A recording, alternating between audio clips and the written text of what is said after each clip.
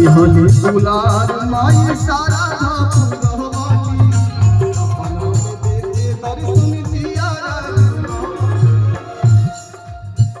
भोगवा लगौनी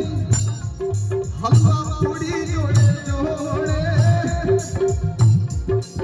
माई के छठी माई के भोग लगाओ चाहता लगावे के मानो तो थोड़ा थोड़ा ताली बजे के चाहिए ठीक बा हरे की भोगवा लगौनी ताली लगे बाजा ताली बाजे के चाहिए अब भोगवा लगौनी छठी माई के जोड़े जोड़े हो